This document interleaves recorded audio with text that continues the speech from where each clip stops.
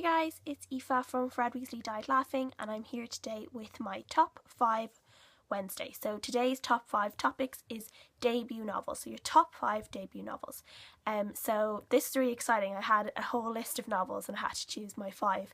I don't have them really in order because I can't really choose which ones I want like to be 1, 2, 3. So they're just kind of all collectively my favourite ones. So I am going to start off with The Demons Lexicon by Rees. Now, a lot of people probably recognise Sarah.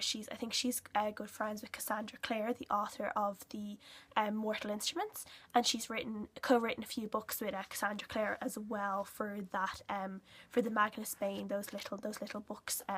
She has helped out with them. So yes, but this is her first proper novel, The Demons Lexicon, and it was, I actually can't remember when it was. 2009. It was published in 2009. I originally bought this book in a book sale. It was a Borders closing down sale, and it was only, I think, €3. And I'd seen it around and I hadn't really thought about it, so I just picked it up and said, oh, I'll get it. And then I read it and I absolutely loved it. It was amazing. I love her characters. She's really strong female characters all the time as well, which is absolutely great. She also has the Unspoken trilogy, the Lynch Legacy trilogy, with the first book, which is Unspoken, and you can ignore this ugly cover because it was the only one in the bookshop, but the others have much prettier covers, so hopefully this one has been like discontinued because it's so disgusting. But yeah, so I would say definitely check out Demons Lexicon anyway, especially if you like anything fantasy, anything demons, anything, just great writing. Check her out. And she also has a really good sense of humour as well. Her characters always have an excellent sense of humour, which is always a bonus. And then the next one that I have is Under the Never Sky by Veronica Rossi, and I originally picked this up in the library pretty close to when it was just released, which is surprising because my library doesn't always have things that are really new, but this time it surprised me, and I love this cover. This is the cover of the first one, and then I think they did a cover change for the next 2 then, but I just really like this one, and I'd like to know if other people do as well, because most of the others have the new covers. I think they didn't do the others in this kind of cover, but I really like it. So yeah, again, just a really great kind of dystopian world. It takes a little bit of time to understand the world. I've seen a few reviews of it where people, kind of complained that they had no idea what was going on, but it definitely, you definitely need to give it a chance because it gets really good. The strength of the relationship between Arya and Perry is lovely. His relationship with other people is great. Just a real sense of adventure, romance, fun, trying to survive in a world that doesn't seem to want you in it. Really great. So definitely check that out if anyone is looking for a dystopian novel or a YA novel. I don't have the physical copy because I got it originally from the library, and that is the Lies of Lamora by Scott Lynch. And if anyone has read the Lies of Lamora, I don't think they even need me to explain why it is a great debut novel. It is just the strength of the writing, the absolute detail that's gone into this world of Locke Lamora's world and the Gentleman Bastard, their group. And I always kind of describe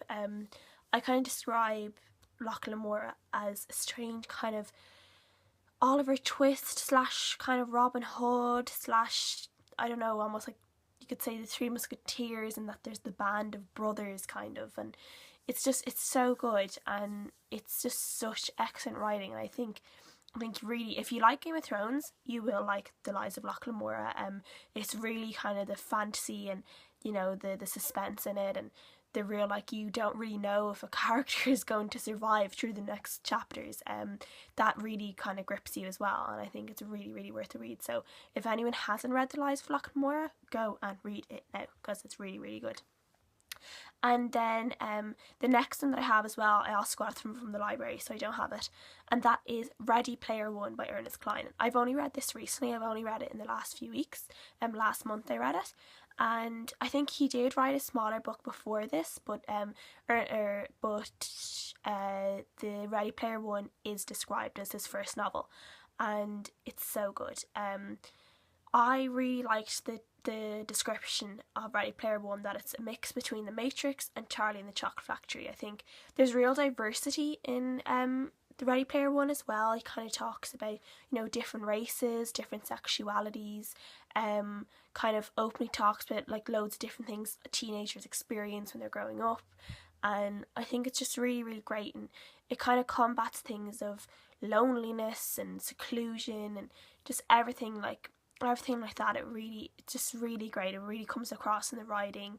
The whole world comes across really well, and it's just so good, so good. So you guys have to read it. And then my last one is going to be one that I've seen on most people's debut novels, and like there's no reason not to have it on because it's just so good, and it's Harry Potter.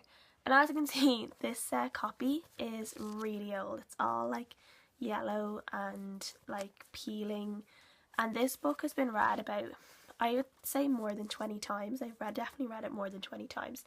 And this came out way before it became popular, like way before Harry Potter started getting like really, really big. I had this book, and it was a family friend lent it to me, and I never gave it back. And yeah, so this has been through a lot, and I know people give out about the fact that the books get a bit damaged, but I actually kind of like that, because it means that the books have been on a journey, and they've been on a journey with me. And like, I started reading this when I was so young. I was only about 9 or 10. I could have been younger.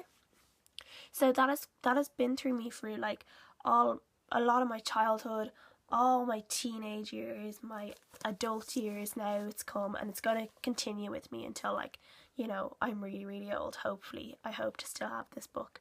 I just love it. It's my baby. But yes, so Harry Potter debut novel, probably the #1 debut novel ever, I think, has to be. So let me know what your top 5 debut novels are, and if I haven't checked any of them out, I will love to check them out. So yeah, so subscribe if you like, or just put a thumbs up if you liked this, and I will see you again soon.